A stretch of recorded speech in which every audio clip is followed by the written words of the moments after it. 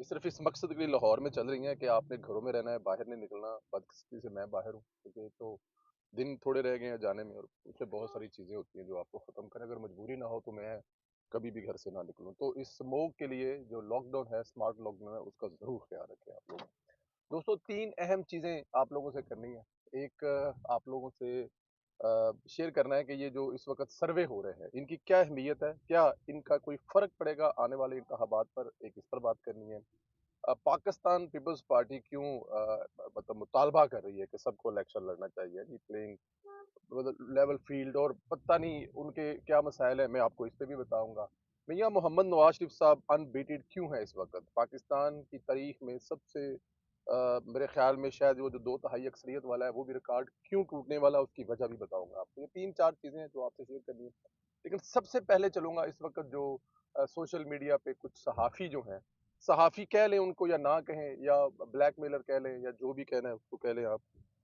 वो जो पोल करा रहे हैं, सर्वे करा रहे हैं, उनके बारे में मशहूर है कि जब उन्होंने भाभी को शॉपिंग करवानी हो ना, तो वो इस किस्म की हरकतें करते हैं। या तो इस किस्म का कोई वीलॉग कर देते हैं जिससे वो मतलब डॉलर आ जाते हैं या फिर इस किस्म का कोई पोल करा देते हैं। क्योंकि अब ज़ाहिर है मोनेटाइज़ेशन है, तो ट्विटर पर भी 4 पैसे कमाने का तरीका जो है वो आ गया हुआ है। तो उनके बारे में मशहूर है कि उन्होंने जब भाभी को शॉपिंग करवानी हो तो वो इस किस्म का काम करते हैं। बट एनी हाउ, क्या इन पोल से आपके इंतखाबात में कोई फ़र्क पड़ता है? तो मेरा जवाब है नहीं। क्यों? देखें, जब कोई ऐसा पोल आएगा जिसमें इमरान खान, नवाज शरीफ साहब होंगे और वो होगा भी पीटीआई वालों की तरफ से। इकरारुल हसन के बारे में अब ये तो नहीं कहा जा सकता कि वो पीटीआई के हैं या नून लीग के हैं, लेकिन वो जैसे ही हालात देखते हैं वो उस तरफ छाल मार के खलो जाते हैं।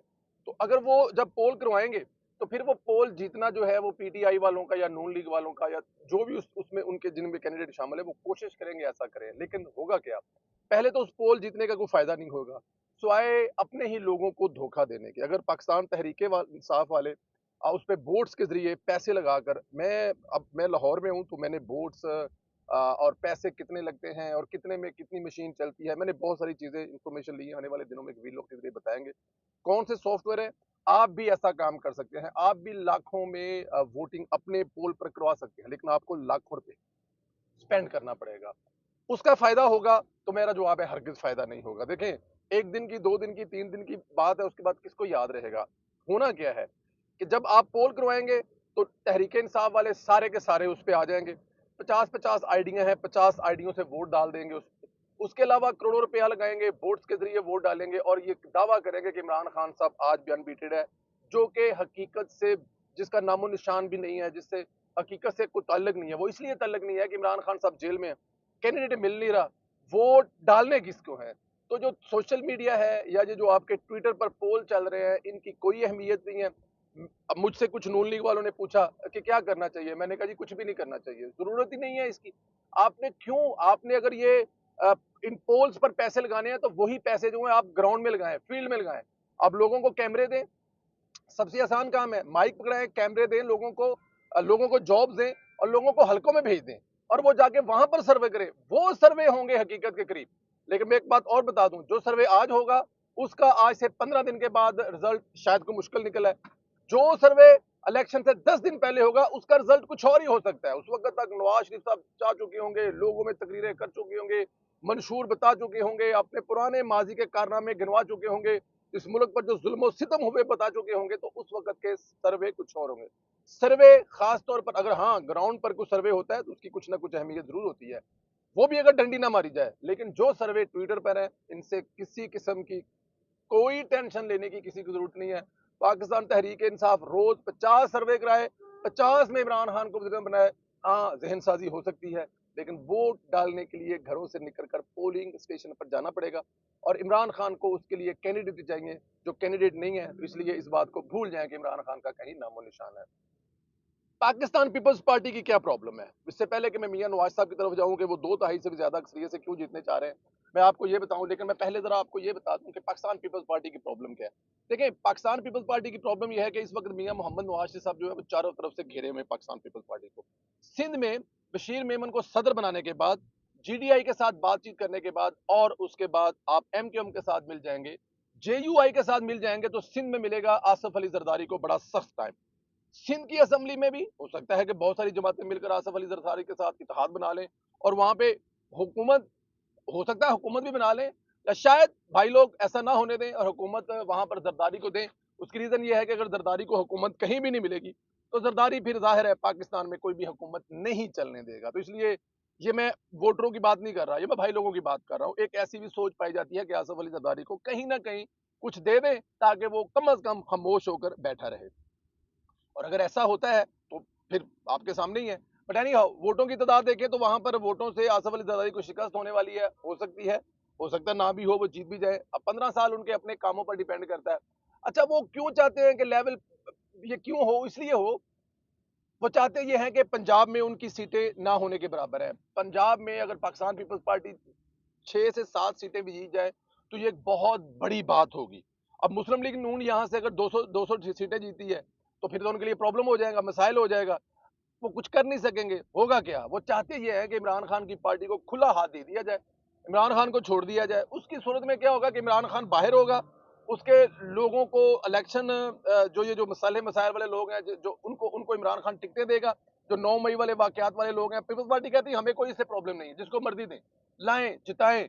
उससे होगा ये कि तहरीक-ए-इंसाफ अगर 35-40 सीटें ले जाती हैं, मुस्लिम लीग नून की सीटें कम होती हैं, और सिंध में दूसरे सूबों में जो पीपल्स पार्टी सीटें जीत के आती है, तो हो सकता है कि एक ऐसा माहौल बन जाए कि पाकिस्तान पीपल्स पार्टी और नून लीग को इत्तेहाद करना पड़ जाए। उस सूरत में जब तहरीक इंसाफ या इमरान खान के सारे केस माफ कर दिए जाए, 9 मई को भूल दिया जाए, जो पाकिस्तान पीपल्स पार्टी की ख्वाहिश है, तो फिर उसमें क्या होगा, उसमें फिर पाकिस्तान मुस्लिम लीग नून और पीपल्स पार्टी को मिलकर हुकूमत बनानी पड़ेगी, ऐसा आसिफ अली जरदारी सोचता है।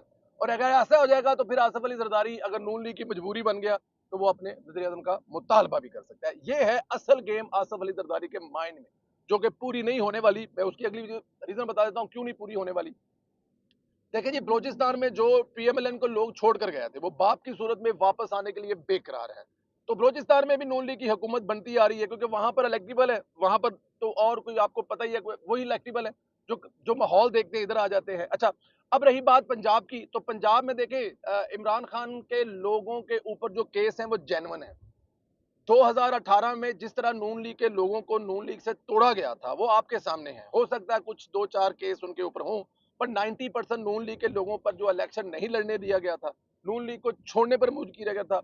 और फिर वो लोग जो इब्नुल वक्त होते हैं, वो देखते हैं कि अगर नून लीग के खिलाफ माहौल बन रहा है, कि इस वक्त भाई लोगों ने नून लीग को नहीं जीतने देना, कौन जीत रहा है? तहरीक इंसाफ। तो बहुत सारे लोग जो तहरीक इंसाफ में चले गए थे, लेकिन उन पे कुछ 9 मई वाले वाकयात या 9 मई वाली चीजें नहीं है, क्योंकि वो अपने आप को इन चीज़ों से दूर रखते हैं, इलेक्शन लड़ते हैं, जिस पार्टी में जाते हैं, हुकूमत होती है उस पार्टी में चले जाते हैं। तो वो बहुत सारे लोग को लग गया पता कि अब माहौल जो है इस दफ़ा नवाज़ शरीफ तरफ है। लोग जो गली मोहल्लों में गाड़ियों में, टैक्सियों में बातें करते हैं, वो मियाँ साहब ही करते हैं।